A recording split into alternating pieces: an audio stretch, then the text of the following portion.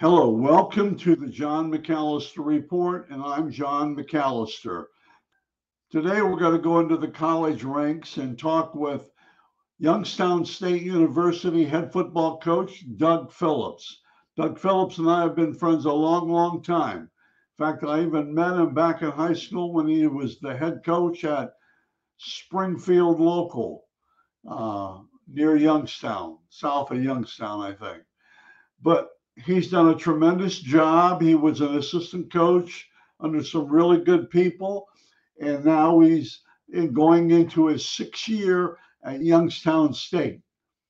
Program has continually gotten better. He's built from the ground up, and was a little bit of a not turmoil, but just needed a lot of organization and a lot of structure, and Coach Phillips has done that. Amazing rapport with his players and his staff. So if you'll sit back and enjoy my video podcast with head football coach, YSU, Youngstown State University, Doug Phillips.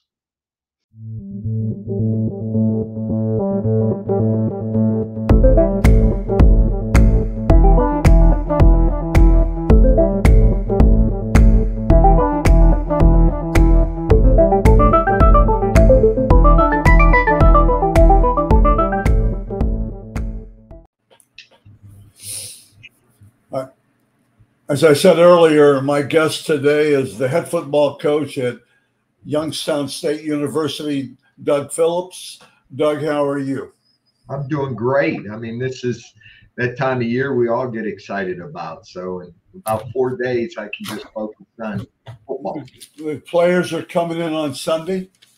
Yeah, they've been working out all summer. They had their last workout here in the weight room this morning. And they'll get some time off the next 2 days, and then they report here ready for a team meeting 4 o'clock Sunday. Okay, and then do you test them early then too, or what's the second day like? Yeah, you practice. I mean, we jump right in. Okay. Today's just because they're here. I mean, they work 350 days.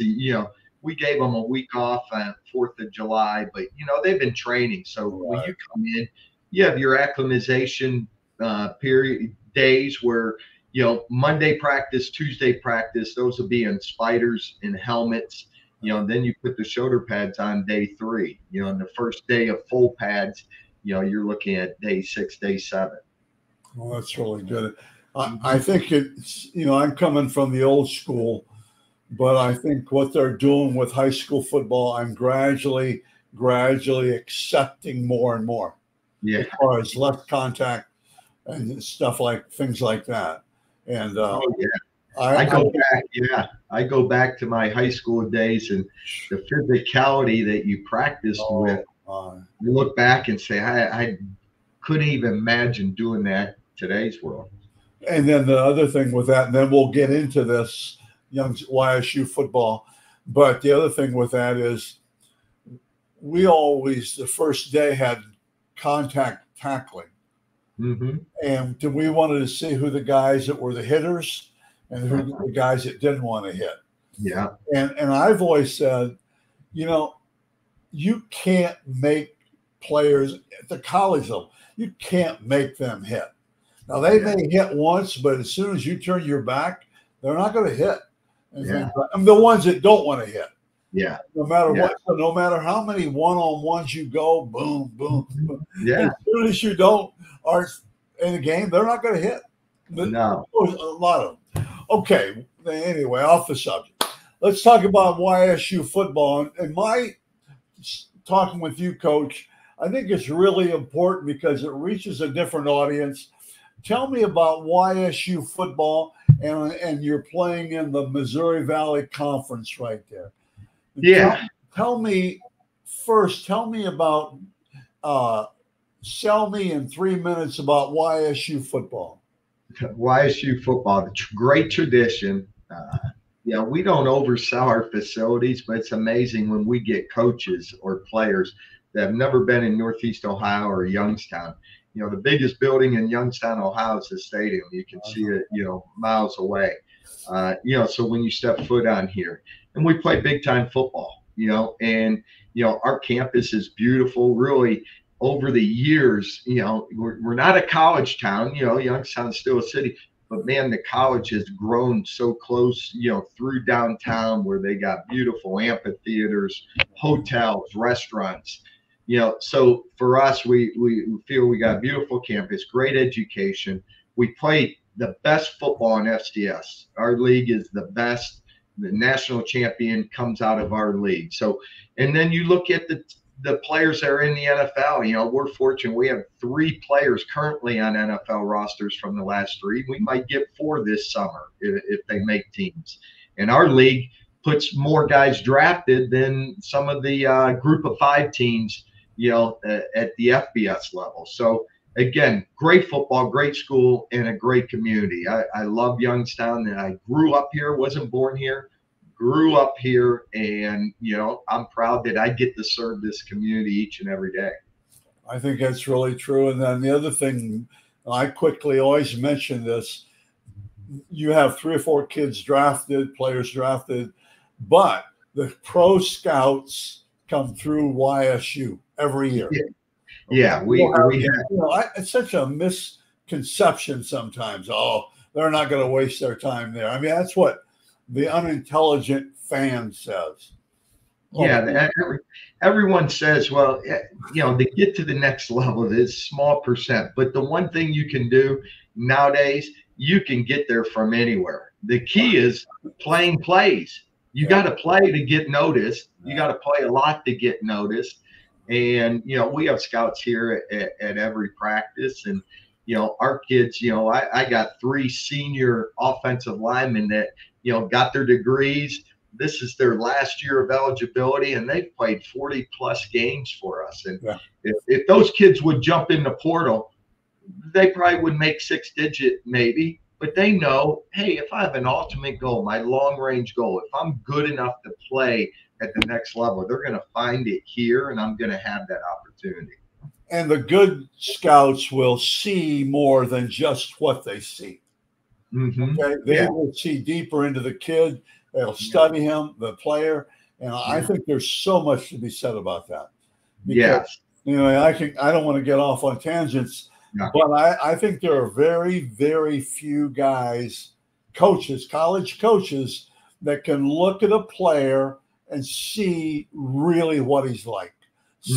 Find that little, you do, by the way, Campbell does it, Fickle does it. Those guys have the ability, now not everybody does, to see something in those guys. And I think that's huge. And that's why, and the other thing about YSU, and you mentioned it, I gotta put it up here. Okay. I'm talking to a guy that this summer about Youngstown. I said, man, I just don't know about that attitude. He goes, John, he's from Youngstown. He's got the swagger. He's got the self-confidence. He's got what he is. But your team, in a good way, and I've been to games, your good have that swagger. Yeah. Don't you feel? I do. And part of that is not a bad way. No, part of it's that the community that you're in, that, we survive here. We're persistent. The kids laugh. We have a word. If you ask our kids, coach's favorite word, stick-to-itiveness. Yeah. That there's going to be some tough times. We're going to overcome those tough times. There's going to be good times. How do we handle those good times? And, I think our kids have the confidence. We took this job right before COVID. And we were able to survive. We're able to come out of it even stronger. So our kids, I think they feed from that confidence, and they have a chip on their shoulder. I don't think anyone that's from this area, Northeast Ohio, doesn't have a chip on their shoulder, that they always want to prove themselves. Yeah. And, when, I had media day and they say, Coach, they pick you 7th, I say, guys, we're the farthest east team in this league. Guess what? I told my kids, guess what? They don't know who you are. Who cares? Let them know who you are after game 12. Let them know that who your name is after game 12. And, those are things where, we've never been picked higher than 7th in this league. And, that's part of our attitude too, is, We're going to be physical. We're going to be tough. How can we become even tougher? We're going to be resilient. We might fall behind in a game, but I tell you what, we're going to fight till the end, and we might get ourselves back in that game and win. I don't think there's any question about that. And it goes back to a lot of things. But swagger, I got to get that off there, is really important, I think. Okay, Coach, 5 years. This going into your 5th year, right? Yeah, going in. Let me say one thing first.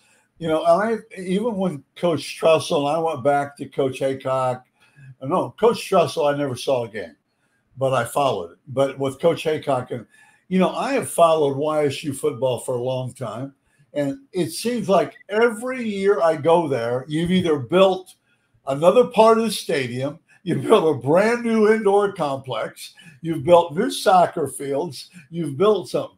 It's amazing the growth of YSU athletics. I can't speak for academics, but athletics, just the growth of it and everything.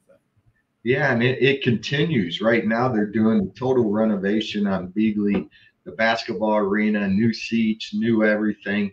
We got, if you've never seen our team room, the Jimmy DeBacco Family Leadership Center, our team room that used to be racquetball courts. I mean, it's beautiful. It's on the 2nd level of the stadium.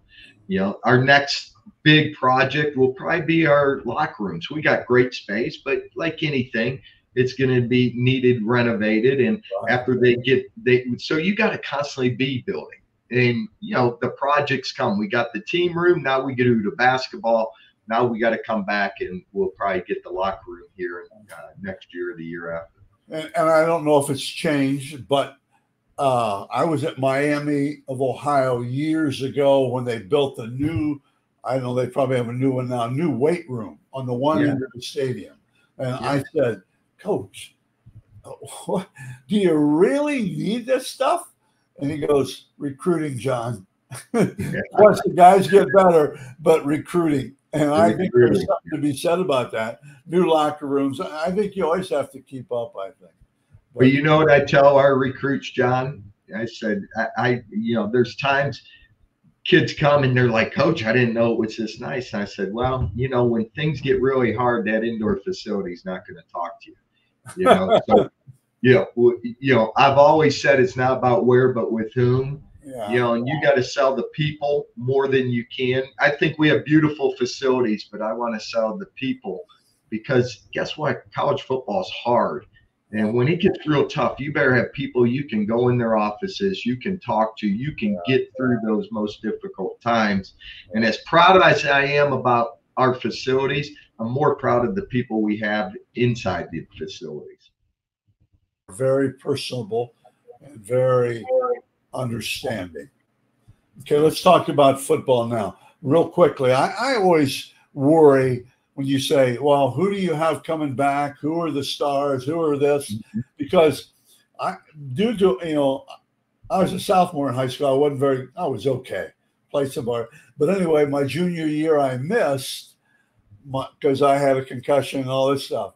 And so in the preseason write-ups, another senior to look at. Well, I went on to make all conference. So my point is not that because I wasn't that good. My point is, I'm always afraid you'll miss somebody. But who do you give me a couple of guys? I know your offensive line. I read where you got 3 starters back or the 5 starters? Four starters.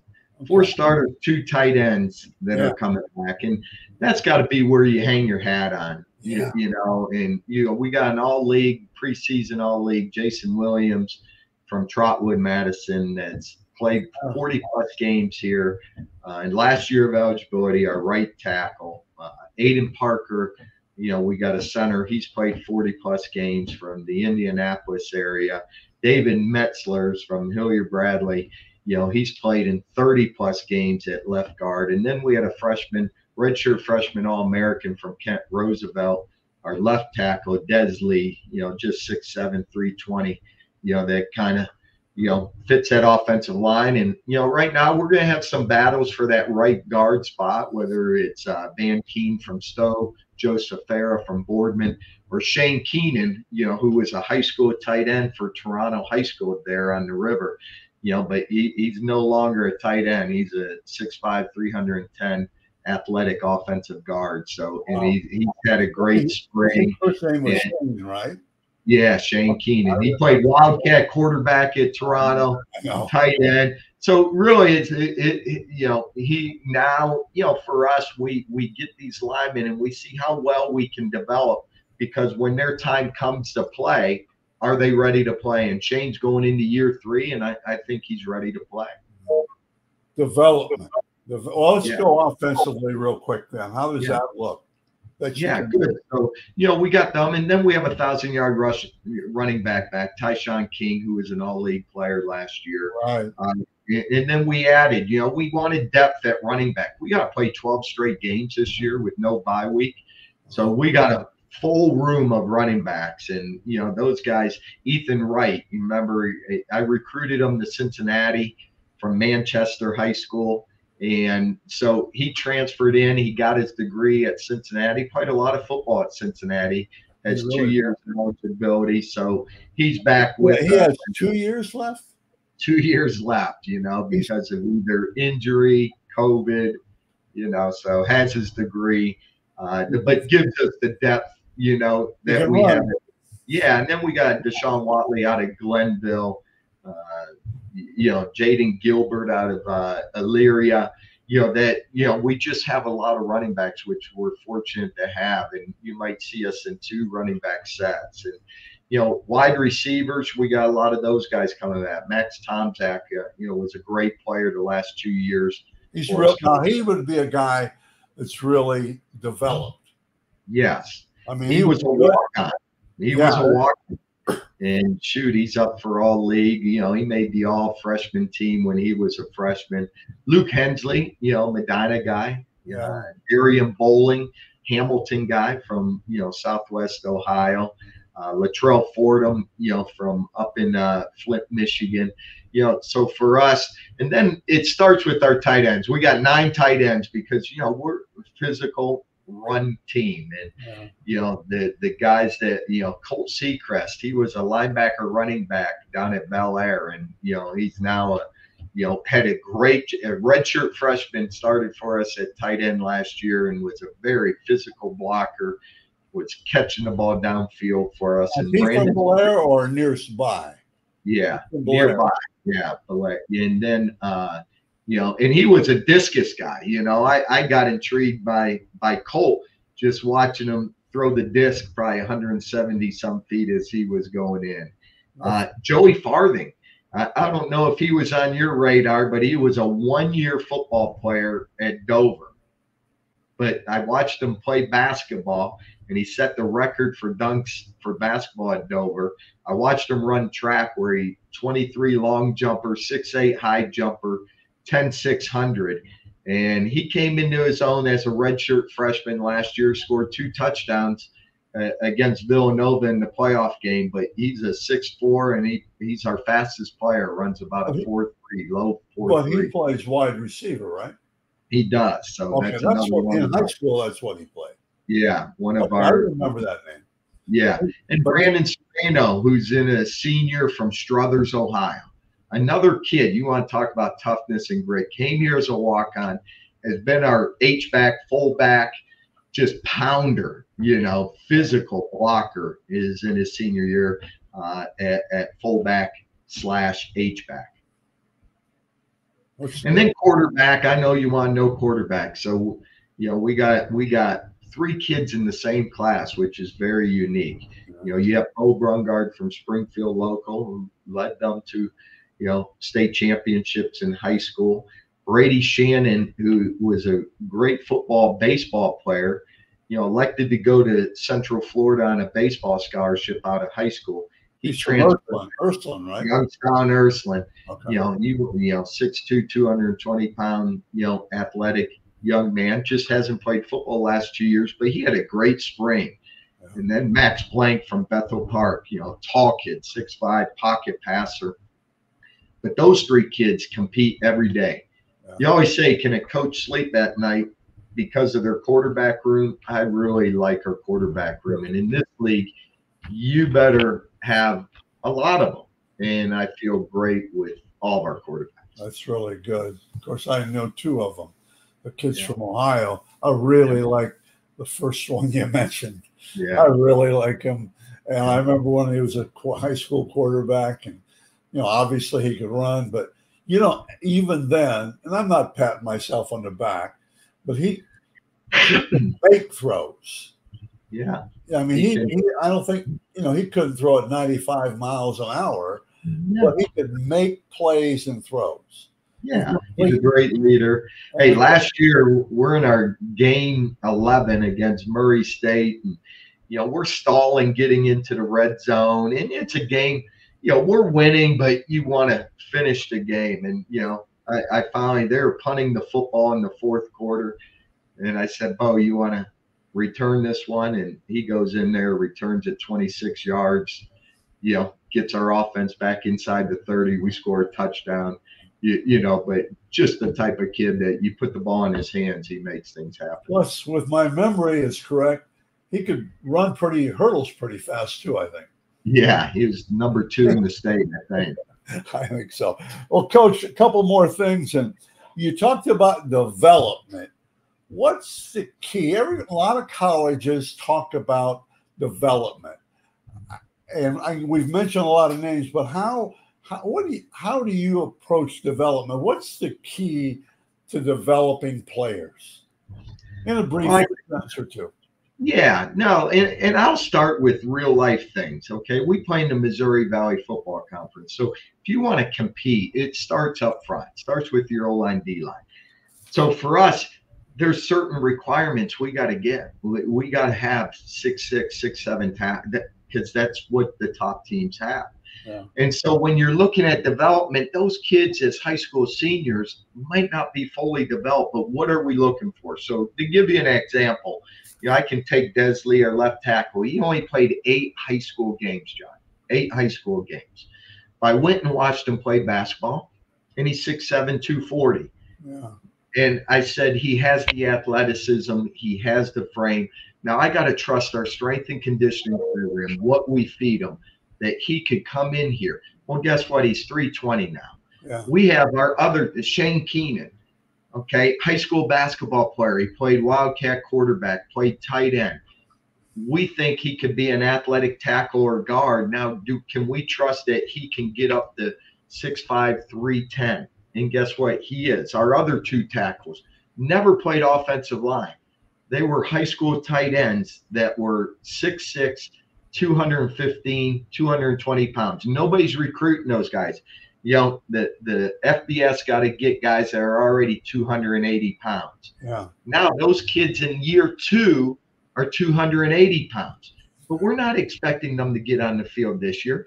Next year, when we are expecting them to get on the field, they're going to be over 300 pounds. Right. So that kind of gives you an idea when you got to be able to project. You got to be able to look at a young man and say he has the frame. Can we put the muscle? Can we put the size on him? And that goes for the defensive line. That goes to linebacker. I'll take Mike Wells, our Mike linebacker. Had no offers. That doesn't bother me, but I know he's 6'3", 215 pounds in high school. I go watch him play basketball at Newcastle, which pretty good basketball program, and he plays above the rim. Wow. Well, guess what? Mike Wells is 6'3", 240 pounds, has been in the program 2 years, learning, playing special teams, getting in games, and now he has 3 years to play, and I think he's going to be a great middle linebacker. Wow. Yeah. So in a nutshell, those are real life examples of what we do. So for us, we're taking kids that they may not have a lot of, we might be the only offer, but because we had them at camp, we see something. Right. They have the agility, they have the size. Now it's our job to be able to get them ready to play in 2 years. Yeah. And that's what it means to be. Now, if your administration doesn't give you that 2 years to develop, I remember getting this job. Well, guess what? Year 1, we went 1-6. Year 2, we went 3-7. Like, it takes time to develop kids, and if people aren't patient, you might be out of a job that first 2 years. See, that's what two things. They have to give you time to develop. Okay. Yeah. And so, in some place you have to start, which you did. But now if you keep doing the right stuff, it just keeps rolling. But you've got to have patience and everything else to start. And the other thing is you haven't mentioned, well, you did. I think the strength coach is so important. Not so much for knowledge. I think he has to be two things. He's got to be a butt buster, okay, in a good way.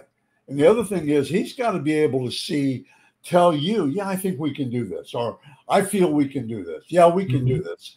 No, I think those guys are really important, Coach. Really important. Yeah, and you got to invest in that, because those guys are around your players. So, I know I came in, we have one strength. No, we need 2 full-time strength coaches, 2, so I had to find money that's in my pool and transfer it over to this pool, because I really believe we needed to expand there with GAs and interns, So again, those are things where, I wish I had a magic wand, John, and when you come in and you can just fix things that year one, but you don't. It takes time to get organized, to get the arrows all pointing in the same direction. Okay, let's give me your ideas, because it affects you somehow, in some ways, the NIL.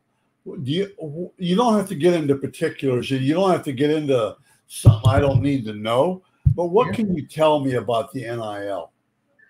Well, the NIL, I think it's a good thing. I know people don't like it. I know it's getting maybe the revenue at the Power Fives it's crazy. At Youngstown State, nobody's going to get rich at Youngstown State. But I want to use one example. We had a quarterback last year, a local guy, walk on, that earned a scholarship, set records for us. And really, NIL was meant for a guy like him. Okay. And what I mean by that was he went and did he was like an entrepreneur. He went out, shook hands. He went out, hey, next thing you know, Gulf Heating and Cooling, he's on a billboard. Next thing you know, Fred Martin Ford has him on a commercial. He never came into my office, Coach, I need this. He went and did it on his own. Yeah. And that's kind of really how it is. Yeah. So I meet with our leadership. We have guys that are elected by their teammates to come in. And, I'll go out. The thing we are fortunate in Youngstown, Ohio, if I draw a circle around Youngstown, a 10-mile radius, the successful businesses in America are within that 10 miles. Yeah. And so for us, we're fortunate. And again, our kids aren't going to get rich. But if we can give them money in their pocket to go out on a date, and they got to earn it. Like, there's steps you take when you're at the FCS level of getting a full ride. Some kids don't come in here with a full ride. Right. They got to earn it, then they get the full ride. Yeah. They start playing and people start knowing your name. And if we can put a few bucks in their pocket through NIL, we're very fortunate in that arena. I think we're probably as good as some of the group of 5 when it comes to that space. And understanding is you're not going to get rich. And then I like kids that have been here over time that are graduated, that playing in their last year of eligibility. Yeah. The NIL, if there can be a little pocket of money when they leave here in December to go start a new life, I think that too is a benefit. And we try to take care of all those kids in those ways. That's good. Okay, last question, I guess. Tell me, I remember years ago when Youngstown recruited mostly high school guys and tried to develop them. Well, you guys do too, but they never had very many transfers. But then some of the other teams in the Missouri Valley, like I saw one team, at Youngstown, I was watching the game, and the one linebacker had played at Iowa State, and the other linebacker, I think, Indiana, and transferred. So is it tough to make a combination of, homegrown or not homegrown, high school talent and transfer talent? That's a tough to mix it, isn't it, or not? Yeah, I mean, every day I have this right in front of me, and it's roster management. Right. I mean, you because all of a sudden somebody leaves, you better have an answer for you. Right. In certain areas, even offensive line, I feel good. We haven't lost kids there. We've been able to recruit. Next year, we'll see how good we are in development. When those 3 guys leave, we got 3 new ones. Yeah. But I think it's got to be a fine balance. Okay. We have 6 or 7 commits already, high school. We got to keep recruiting high school. We're going to continue. Right. But then I got to look at my roster and say, as you get ready for the Missouri Valley, I remember playing game 1. Game 1 was against North Dakota State on February 22nd at 5 p.m. And when I saw them come out of the locker room, I'm like, we don't look like they do. Right. So I got to make sure that kids that we are putting on the field are ready to play that level of football. Right. And if I feel like it's like free agency, do we need to go out? Now, I'll give you an example. Defensively is good. We got all new faces. We got kids we recruited that people don't know about. Right. Because they've been in the program 2 years and now it's time. Then we brought in some new faces. But, we try to stick into the footprint of our recruiting. Right. We got Stephon Hall from Pitt. Well, and he's probably in their top 3. He just wanted to be the guy. Uh-huh. But he's from Central Valley, 25 minutes away from here. Yeah. His brother, a wide receiver from Central Valley, from Slippery Rock. We took a strong safety, Kerryon Martin, from Marshall, but he's from West Virginia, which 3-hour drive home. We took Karsten Marshall from Wadsworth High School. He was at Iowa State. Well, guess what? Now he's closer to home, and he has 3 years eligibility to play linebacker for us. And he was a good player in high school. I don't know about what he did at Iowa State, but but who's at Iowa State that could give me a good evaluation? John Haycock. Yeah. So for us, I still try to be intentional with the guys that we're bringing in, whether it's a defensive lineman, defensive end, and then we got to do a better job. Again, our kids know this word is in our program each and every day. Now we got to find a way to connect those kids to the locker room. Right. So connectivity, the things we got to do now in a short period of time to connect our team, whether it's doing things off the field together as a team, doing socials off the field, coming in. They came back after May, and I redid the whole locker room because I wanted them to connect with different players and get to know everybody out of the 125. So you got to do a great job of connecting your players to become that team, because this is what's going to make the difference. I don't care what level. We got a lot of individual contractors out there with NILs at the Power Fives, but whoever can bring those kids together as a team will be the teams that end up on top. Sounds good.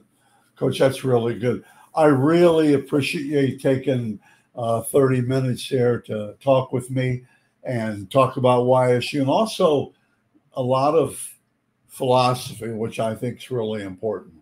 I wish you the best. I'll be over to a game and I'll get to see your brother, and it sounds good. Thanks, John. Thank you. Go Gwins. Go Gwins.